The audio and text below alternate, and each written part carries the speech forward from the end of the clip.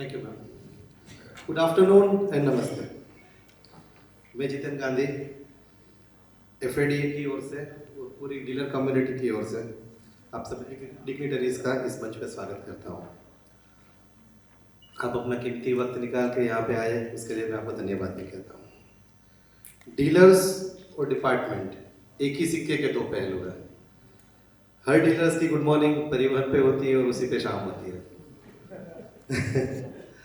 तो जाहिर सी बात है कि इतने सारे डीलर्स जब काम करेंगे एक ही प्लेटफॉर्म पे तो कुछ कुछ समस्याएं आएंगी। उस समस्याओं का समाधान के लिए हम समय समय पे आपके पास आते हैं, आपका उचित मार्गदर्शन मिलता है, गाइडेंस मिलता है और उसी संबंध हेतु आज हम यहाँ पे आज उपलब्ध हैं।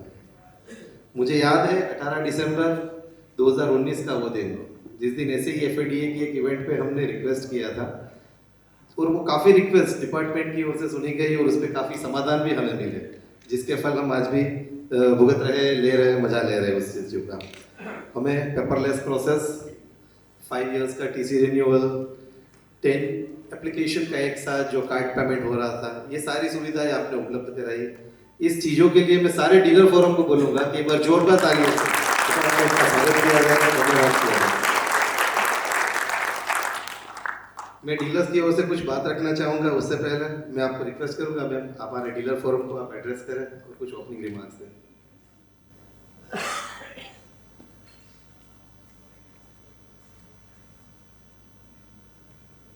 जैसा कि इन्होंने बिल्कुल सही कहा,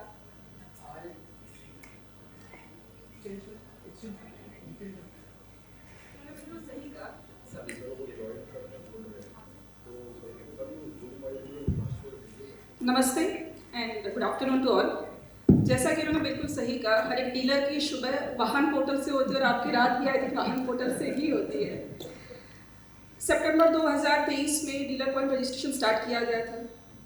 अब सबको शायद जानकारी होगी ही कि 1000 से भी ऊपर डीलर गुजरात राज्य में हैं। करंट फाइनेंशियल ईयर में ही अकेले अभी तक डीलर पॉइंट रजिस्ट्रेशन के माध्यम से ही 14 लाख से भी ऊपर व्हीकल का करंट फाइनेंशियल ईयर में नंबर जनरेशन की कामगिरी की गई है। यानी 14 लाख से ऊपर व्हीकल ओनर आरटीओ आए बिना आपके माध्यम, आपके पॉइंट ऑफ कांटेक्ट के थ्रू ही सिर्फ उन्हें नंबर जनरेशन हो गया। पर ऐसा नहीं है कि इस प्रोसेस में कुछ क्वेरी या कुछ इशू हुआ है। आई थिंक हार्डली हमें 1% भी ग्रीवियंसेस नहीं मिलती है। कुछ फाइनल इश्यूज रहते हैं, बट 99% केसेस में तो हम बोल सकते हैं कि करंट प्रोसेस सीमलेस है। और जिसमें मेन सबसे बड़ा रोल आप लोग का इसमें रहा है।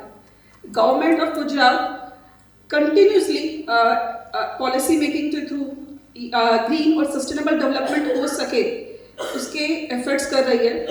और करंटली आप जो है ट्रांसपोर्ट डिपार्टमेंट का फ्रंट फेस है पब्लिक में। हम नो डाउट जो भी पॉलिसीज लाते हैं पब्लिक बेनिफिट पॉलिसीज रहती है, बट वो पॉलिसीज करंटली आप इम्प्लीमेंट कर रहे हैं। जब एक व्हीकल ओनर आपके शोरूम में आता है, काफ़ी पर्सन्स ऐसे होते हैं जो फर्स्ट टाइम गाड़ी खरीदते हैं। कुछ लोग ऐसे होते हैं जिनके आई थिंक लाइफ की पहली व्हीकल होती है, या फिर कुछ लोग अपने बच्चों को फर्स्ट व्हीकल दिला रहे होते हैं। उनका सेविंग का जो एक व्हीकल रहता है, जो फर्स्ट टाइम वो 2 व्हीलर हो, 4 व्हीलर हो, वहाँ से उनका जो एक्सपीरियंस रहता है आपके साथ, जितना सीमलेसली इजीली उनका रजिस्ट्रेशन हो पाता है, उतना ही पॉजिटिव इमेज आपकी तो जनरेट होती ही है, साथ में गवर्नमेंट डिपार्टमेंट की भी जनरेट होती है। तो ऐसा नहीं है कि आप खाली एक व्हीकल सेल कर रहे हैं, बस सिर्फ एक छोटी चीज़ है, नहीं।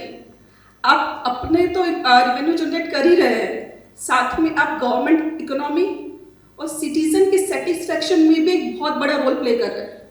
हम जो पॉलिसी बना रहे हैं, अगर आप उसको उतना इफेक्टिवली इम्प्लीमेंट या पब्लिक तक अवेयरनेस ना फैलाए तो उतना पब्लिक को उसके बारे में जानकारी होगी ही नहीं। हम जैसा मैंने कहा 14 लाख तो सिर्फ वो व्हीकल्स हैं जो आपने नंबर जनरेट किए हैं। इसके अलावा भी काफ़ी ऐसे व्हीकल्स हैं जो आरटीओ के लेवल पर जिनके नंबर जनरेशन किए गए, जिनका व्हीकल इंस्पेक्शन मैंडेटरी था। तो ये आप सोचिए 14 lakh vehicles current financial year में आपने नंबर जनरेशन से जो डिलीवर किए हैं, ये सेम डे डिलीवरी हुई केसेस है। जो एक पहले एक आरटीओ या डिपार्टमेंट के लिए जो एक सोच थी कि व्हीकल खरीदने के बाद महीनों तक नंबर नहीं मिलता, वो आप सोचिए जब एक कस्टमर शोरूम से जब गाड़ी लेने आता है, नंबर के साथ ही जब उसे डिलीवरी मिल रही है तो उसकी खुशी कितनी डिफरेंट है। हमारा तो मेन ऑब्जेक्टिव ही ये है कि नंबर जनरेशन के साथ HSRP फिटमेंट के साथ ही डिलीवरी हो, और काफ़ी डीलर से कर भी रहे हैं, और जो नहीं कर रहे उनके अगेंस्ट हम एक्शन भी ले ही रहे हैं। तो मैं वापिस से कहूँगी कि नो डाउट हम पॉलिसी बना रहे हैं पब्लिक बेनिफिट्स के लिए, पर आप हमारे लिए सिर्फ TC होल्डर या लाइसेंस होल्डर नहीं हैं, आप इस पूरे इकोसिस्टम में एक मेन स्टेक होल्डर है। आपका होना बहुत ज़रूरी है। आप अगर हैं तो उतना इफेक्टिवली कंप्लायंसेस हो पा रहा है। हमारा जो मेन मोटो है currently seamless, transparent, faceless ecosystem, तो उसके एक बहुत बड़ा मेजर पार्ट आप भी हैं। एंड आप जितना अवेयरनेस जो मेन मेरा आई थिंक एक्सपेक्टेशन भी है, आप लोगों से सजेशन भी है, जितना आप यूज़र फ्रेंडली या एटमॉस्फेरिक सिटीजन को दे सकते हैं उतना ही बेस्ट आपके ट्रेड के लिए भी होगा और सिटीजन सेटिस्फेक्शन के लिए भी होगा, हमारी इकोनॉमी भी उसी से ही बूस्ट होगी। आपको ऐसा लगता होगा एक सिटीजन से क्या, पर वो एक सिटीजन माउथ पब्लिसिटी जो आपका करेगा उससे भी आपके डीलरशिप के वर्क में इम्पैक्ट आता है। ये आपने काफ़ी बार नोटिस किया होगा। तो मेन अब ये चीज़ है कि हमारी एक्सपेक्टेशन क्या है। हमारी एज ए गवर्नमेंट डिपार्टमेंट आपसे एक्सपेक्टेशन ये है कि जब भी कोई सिटीजन आता है, आप मेन उन्हें जो भी इंसेंटिव या जो भी बेनिफिट गवर्नमेंट के थ्रू मिल रहे हैं उनकी उन्हें जानकारी दीजिए, पहला चीज़। दूसरा चीज़, आपका जो भी पर्सन वहाँ पे अवेलेबल है उसका बिहेवियर उनके साथ बेस्ट होना चाहिए। नो डाउट कभी कभी कुछ इंसिडेंट्स होते हैं, पर ट्राई कीजिए कि हम जितना हो सके उनको सेटिस्फैक्टरी आंसर हम दे पाए। उसके अलावा हमारा मेन आप लोग से क्या कंसर्न है कि हम 100% कंप्लायंस करें जो भी एक्ट और रूल्स के प्रोविजन है। उसके अलावा मेरा आपसे क्या एक्सपेक्टेशन है, अंडर नो कंडीशन आप रजिस्ट्रेशन नंबर जनरेशन के बिना डिलीवरी नहीं दीजिए। HSRP फिटमेंट के साथ ही आपको डिलीवरी देना है। खास तौर पे कुछ अभी भी ऐसे डीलर्स हैं जो हमारे ध्यान पे हम कंटिन्यूसली एक्शन ले ही रहे हैं। अनऑथोराइज्ड एक जो सेक्टर है जो आपके बिजनेस को भी इफेक्ट कर रहा है वो मत कीजिए, बिकॉज उससे क्या होता है लास्ट में कस्टमर एक सिटीजन रह जाता है, वो एक दुकान है वो बंद करके चला जाता है। कस्टमर को सिटीजन को पता भी नहीं है कौन डीलर है, कस्टमर और सिटीजन को पता भी नहीं है कि डीलर कौन है। तो मेन हमारा एक एक्शन कंटिन्यूसली चालू ही है, बट आप सामने से सेल्फ डिसिप्लिन हमारे लिए ज़्यादा ज़रूरी है। हम आपको पकड़े, पनिशमेंट करें, फिर आप रोके, इससे बेटर ये चीज़ है क्योंकि ये पूरा ट्रेड इकोसिस्टम आप ही का है, तो आप खुद ही सेल्फ डिसिप्लिन के थ्रू ही ये सब चीज़ों को रोकिए। और अगेन ज़ीरो टॉलरेंस पॉलिसी लाइए, कोई भी नॉन कंप्लायंस नहीं होना चाहिए, zero tolerance towards non compliance. Again आप लोग बहुत अच्छा काम कर रहे हैं, हमारी उम्मीद है कि आप इस तरह से काम करते रहेंगे और हम डिपार्टमेंट और स्टेट की जो पॉलिसी है सीमलेस, ट्रांसपेरेंट और कॉन्टैक्टलेस सर्विस उसको आप फुलफिल करते रहेंगे, ऐसी मुझे आशा है। थैंक यू सो मच ये प्लेटफॉर्म बनाने के लिए। आई होप आप लोग ऐसे आगे बढ़ते रहें। Thank you so much for your inputs and suggestions. जैसे आपने कहा कि इतने सारे नंबर्स अभी रजिस्टर्ड हो रहे हैं अपने इस प्लेटफॉर्म के ऊपर से। 2019 में जैसे हमने एक एप्लीकेशन का पेमेंट हो रहा था उसको 10 की कैप लगा दी थी तो हमें काफ़ी सहूलत मिल गई थी। लेकिन अब जिस तरह से वॉल्यूम ग्रो हो रहा है तो हमारी NIC से एक रिक्वेस्ट है कि अगर ये नंबर थोड़ा अगर इंक्रीज करके अगर 10 से बढ़ा के 25 या 50 तक या जो भी पॉसिबल बेस्ट नंबर्स आप दे सके तो उसके आगे जाके हमें एक ज़्यादा फास्ट सर्विस देने में, ज़्यादा आसानी से काम करने में सहूलत मिलेगी।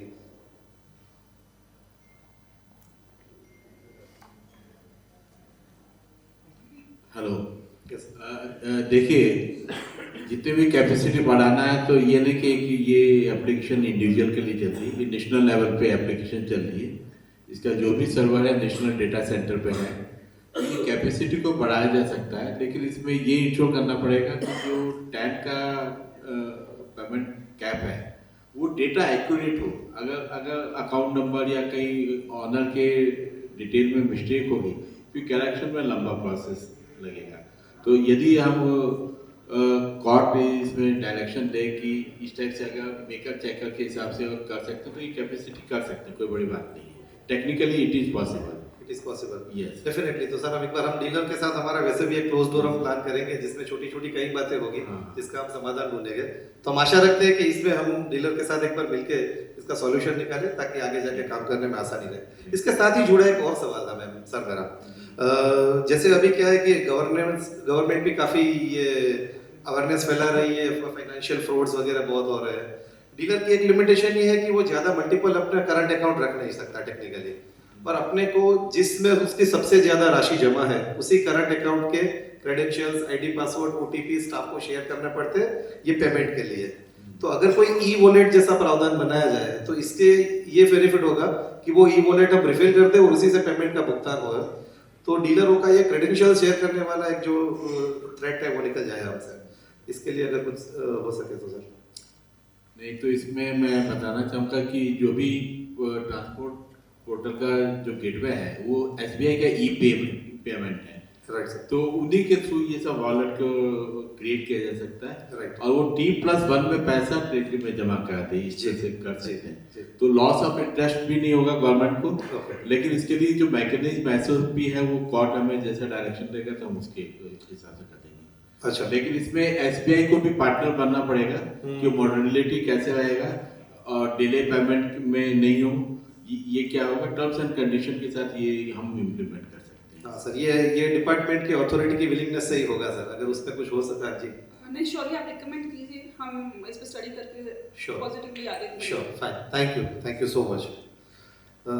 एक कॉर्पोरेशन टैक्स को लेके एक मेरा सवाल था। जैसे इतने सारे वाहन को हम रजिस्टर कर रहे हैं, नंबर प्लेट के साथ डिलीवरी कर रहे हैं, एक corporation tax Bombay municipal act 1949 के तहत सरकार लिया जाता है, एक सरकारी टैक्स है, और सीएमवीआर में ऐसा हमें कुछ प्रावधान नहीं दिख रहा है कि उसको मैंडेटरी रखा जाए रजिस्ट्रेशन के साथ।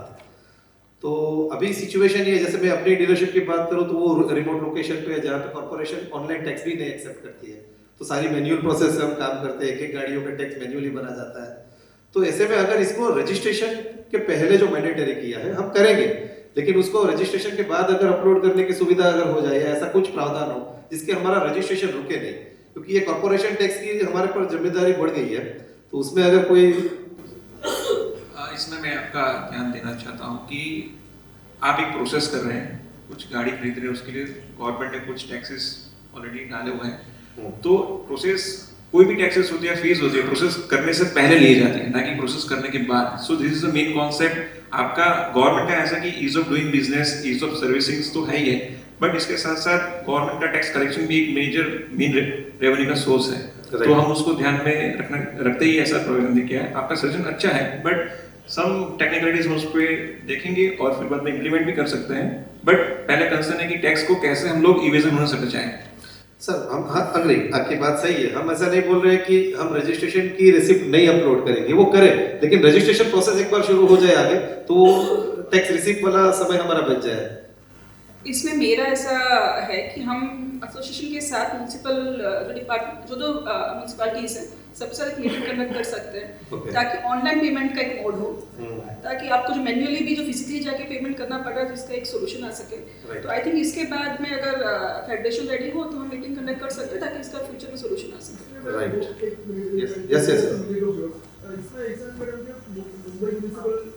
बॉम्बे म्युनिसिपल एक्ट 1949 में जो responsibility of making payment of road tax है वो डीलर की नहीं है, it is the responsibility of the customer, that is number 1। अन्य मतलब without any reason why corporation is taking us in between, though we are ready because we are the face of the customers और we are bridge between government agency and the customer, तो उससे लेने के लिए हमें कोई problem नहीं है। सबसे बड़ा प्रॉब्लम है for example EV vehicle, EV के अंदर 25 रुपया है उन्होंने फ्री कर दिया है। नाउ ईवी में they are not collecting the tax online, 25 रुपया जब तक पेमेंट आप काउंटर पे जाके नहीं करेंगे तब तक आपको रिसीप्ट नहीं मिलेगी, अपलोड नहीं करेंगे, व्हीकल रजिस्टर्ड नहीं होगा, नंबर जनरेट नहीं होगा, व्हीकल डिलीवर नहीं होगा। दूसरा एक इशू ऐसा है कि रिपीटेशन ऑफ वर्क, मतलब उन्होंने इतना लेंथी ये प्रोसेस किया, जितनी चीजें हम क्या करते हैं, जैसे हम एक हमारे खुद के सॉफ्टवेयर होता है डीलर सॉफ्टवेयर कंपनी का, उसमें हम एंट्री करते हैं, सेम एंट्री सारी की सारी चीज हम इंश्योरेंस में करते हैं, सारी की सारी चीज हम वाहन में करते हैं। उससे पहले हमें सारी की सारी चीज वही इंजन नंबर, चेसिस नंबर, सारी चीज कॉर्पोरेशन के पोर्टल के ऊपर एंटर करना है। उसके अलावा उसका फोटोग्राफ अपलोड करना है। और मोस्ट ऑफ द टाइम जब भी फेस्टिवल होते हैं हमारा जो बिजनेस है तो पूरे साल में there are 16 such days in which we sell 30% of our annual vehicle sales. मतलब वो दिन कस्टमर को गाड़ी चाहिए। नवरात्र के फर्स्ट दिन, since you are in Gujarat you must be knowing that, Navratra के फर्स्ट दिन गुजरात डिलीवरी चाहिए। उस दिन इतने सारे प्रोसेस करके नंबर प्लेट के साथ डिलीवरी करने के लिए ये जो बीच में जिसके अंदर हमारा रिस्पांसिबिलिटी है ही नहीं। दूसरी एक चीज के ये जो एक टैक्स है वो टैक्स पूरे इंडिया में, it is only Gujarat where this tax is being collected, पूरे इंडिया में कहीं पे नहीं है। That too only 16 municipal corporation of Gujarat. दूसरा, जब वेट इंट्रोड्यूस हुआ था तभी गवर्नमेंट ने कहा था कि we will abolish all such additional taxes, क्योंकि एक टैक्स होगा। तो उस वक्त उन्होंने ऑक्ट्रॉय निकाला। Then when GST was introduce government ने ऐसा कहा था one tax one nation. Vehicle registration tax different है, लेकिन ये जो कॉर्पोरेशन जैसे एंटरटेनमेंट टैक्स था थिएटर्स के लिए उन्होंने निकाल दिया। जब जीएसटी आया एंटरटेनमेंट टैक्स थिएटर्स में से निकल गया। तो ये we are even taking up this matter with corporation that this tax is now not valid. 1949 का एक अभी in the recent context new that need to be updated.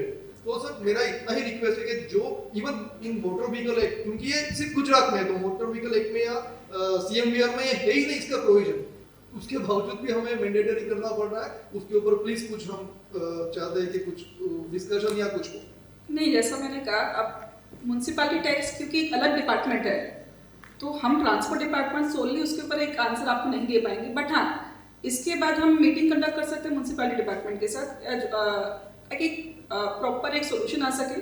और जो आपने बोला कि जो प्रोसेस है बहुत लेंथी है, कुछ जगह पे ऑनलाइन नहीं है, तो ऑनलाइन हो सके प्रोसेस जो है शॉर्ट बनाई जा सके, ताकि अगर सपोज को रिस्पॉन्सिबिलिटी आप पे डाली भी जाती है तो आप उसको जल्दी सपोज जिस ड्यूरेशन पे आपका रजिस्टर ये सेलिंग ज़्यादा है, आपको करंटली जो इश्यूज आ रहे हो आप फ्यूचर में फेस ना कर, तुरंत तो ऐसा सोल्यूशन नहीं हो पाएगा। बट हाँ, हम डिपार्टमेंट के साथ मीटिंग करके इसका सोल्यूशन निकाल सकते हैं और आई थिंक हम लोग श्योरली आप लोग को भी उसमें इन्वाइट करेंगे।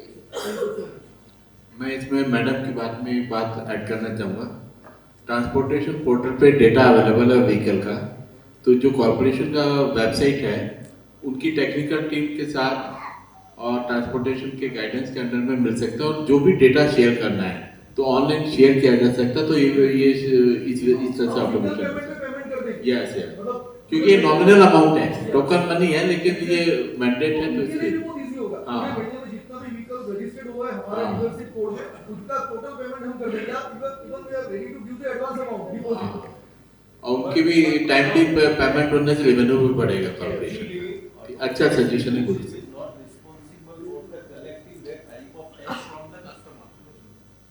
ये हमारी जिम्मेदारी बनती ही नहीं।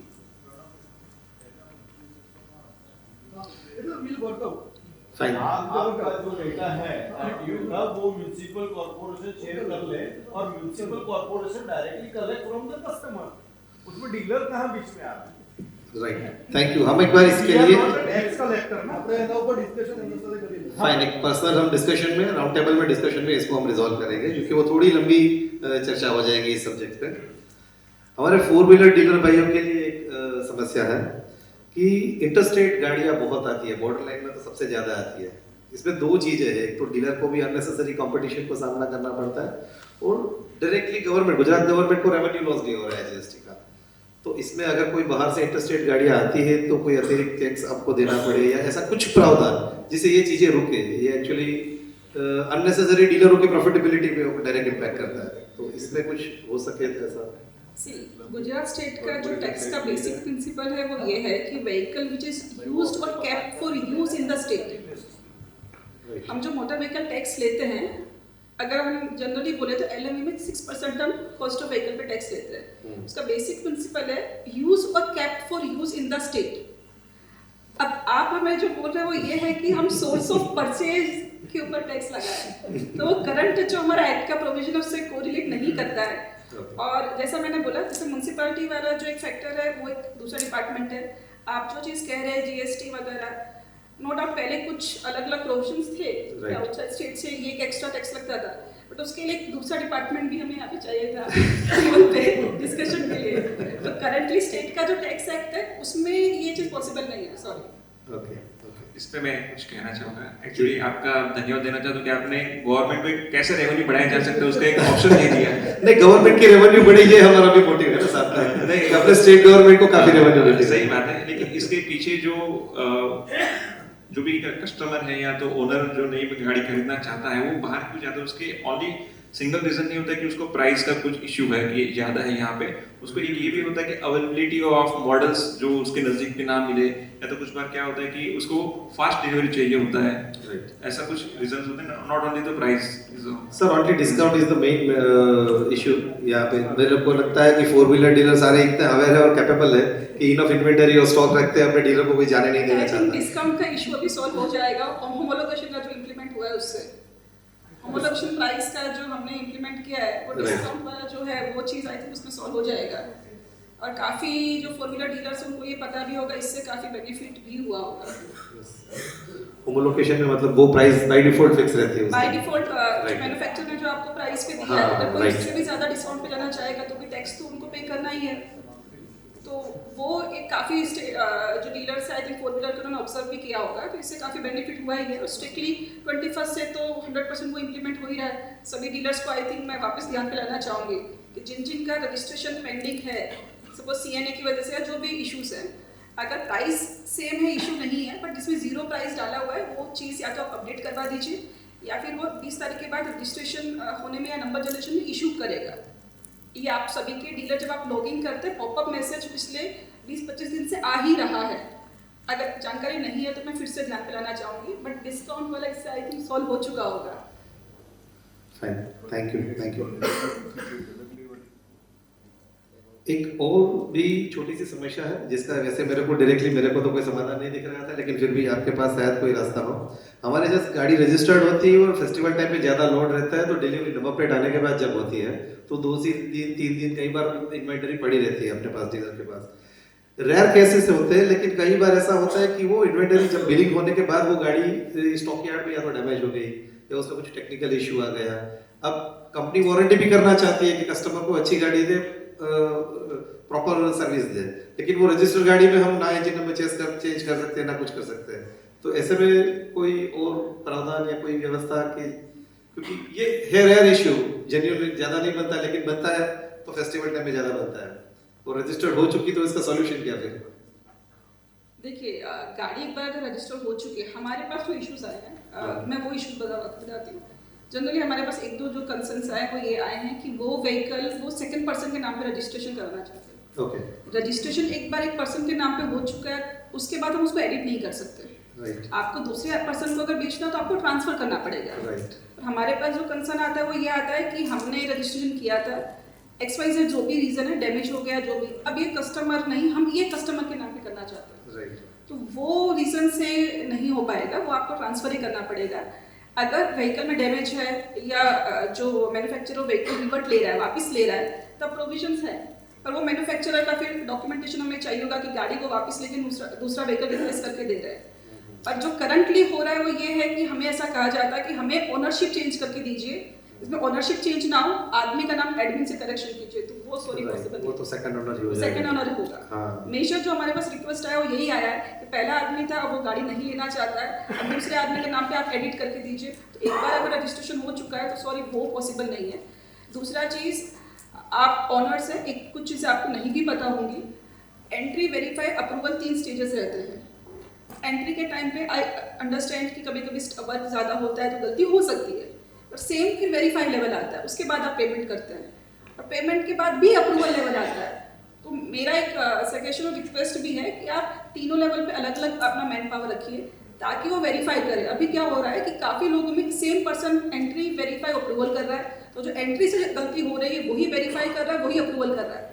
तो काफ़ी बार आपने जो बोला ऐसे इश्यूज भी आते हैं कि मैम गलती से इसका नाम इसमें चला गया, और वो इशू क्यों आया? क्योंकि तीनों लेवल पे एक ही आदमी है, और अप्रूवल पे तो आई थिंक आपको कोई सीनियर लेवल पर्सन ही रखना चाहिए ताकि एटलीस्ट सही नाम और सही व्हीकल वेरीफाई हो सके। पर वंस एक बार रजिस्ट्रेशन हो गया है तो उसका नाम हम चेंज नहीं कर सकते, जो नाम है वही रहेगा। आपको बेचना है तो वो ट्रांसफर ऑफ ओनरशिप ही होगा, उसमें एडमिन करेक्शन पॉसिबल नहीं है। गाड़ी में अगर डैमेज है तो डैमेज के अलग प्रोविजन है, राइट। पर नेम चेंज नहीं हो सकता है। आपने जैसे बोला कि एंट्री, वेरिफिकेशन और अप्रूवल 3 स्टेज रहते हैं, मेरे को जहाँ तक नॉलेज है कि अपने को किसी कस्टमर ने चॉइस नंबर लिया है, सिलेक्टेड फैंसी नंबर लिया है, उसकी एंट्री वेरिफिकेशन के टाइम पे ही आती है। फर्स्ट एंट्री तो ऑलरेडी निकल जाती है, सेकंड एंट्री का जो वेरिफिकेशन का टाइम है तभी उसको नंबर सिलेक्शन का टाइम मिलता है। तो उसको वेरीफाई करने के लिए फिर कोई प्रोविजन नहीं है कि सपोज उसने कोई गलत नंबर चूज कर लिया, अभी लास्ट में डॉक्यूमेंट अपडेट हो गए, पेमेंट हो जाएगा, फिर जाके फाइनल अप्रूवल होगा। लेकिन फाइनल अप्रूवल में भी दो चीजें हैं, फिर हम उसको एडिट तो कर ही नहीं सकते, हमारे पास वो राइट नहीं है।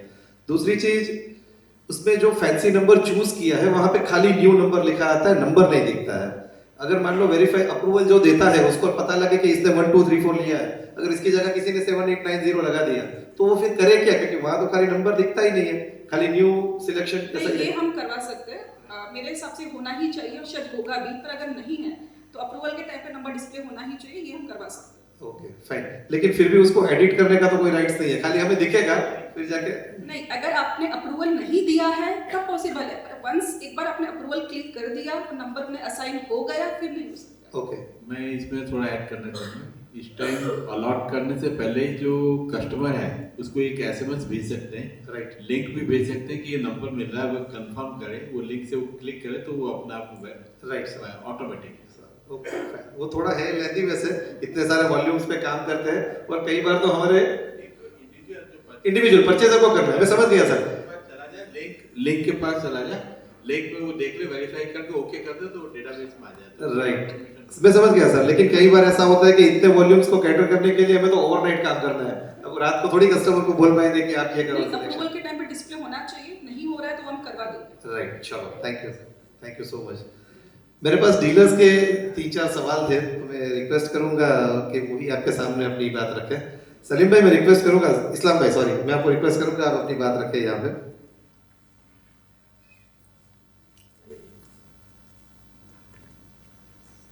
नमस्ते मैडम, एक सबसे बड़ा जो इश्यू सबको आ रहा है वो पेमेंट फेलियर का आ रहा है। तो पेमेंट फेलियर में कई बार ऐसा होता है कि immediately payment within 1 hour और 2 आवर्स रिफंड नहीं आता है, तो वो एक सबसे बड़ी प्रॉब्लम हम डीलर लोगों को फेस करनी पड़ती है। दूसरा एक इश्यू मेरा ये है कि जो 3 wheeler commercial passenger vehicle online registered हो रहा है वो सारी क्लियर कट प्रोसीजर हमारे ऑफिस से ही हो रही है। टैक्स भी पे हो रहा है, नंबर भी जनरेट हो रहा है, HSRP भी आ रहा है, पर उसकी कॉन्ट्रैक्ट कैरेज परमिट जो है उसको कलेक्ट करने के लिए उस व्हीकल को RTO में ही भेजना पड़ता है। सो मेरी ये रिक्वेस्ट है कि उसका भी कुछ ऑनलाइन प्रोविजन हो जाए इसके साथ में, क्योंकि कई कस्टमर्स जो है वो रजिस्ट्रेशन हो गए, बोले हमारी नंबर प्लेट आ भी गया, हमारा जवानी सो जरूर है, तो नहीं जाते, और वो नहीं जाने की वजह से उसका इश्यूज इंश्योरेंस में भी आता है और उसका इश्यू फाइनेंस कंपनी में भी आता है। और ये चीज की सीरियसनेस जो है वो एक ऑटो वाला नहीं समझता। हम उसको फोन कर करके थक जाते हैं, भाई साहब तो RTO क्यों नहीं जा रहा, क्यों नहीं जा रहा, क्यों नहीं जा रहा। सो मेरी ये हम्बल रिक्वेस्ट है कि उसी के साथ में वो परमिट भी इश्यू हो जाए। उसमें कोई एडिशनल फीस तो है नहीं, फीस तो ऑलरेडी पे हो जाती है। नमस्ते। Yes sir. आपका पहला क्वेश्चन जो था कि फेलियर के केसेस में आपको 1 या 2 घंटे में रिफंड नहीं आता है। जनरली बैंक के द्वारा 48 आवर्स में रिफंड आ ही जाना चाहिए।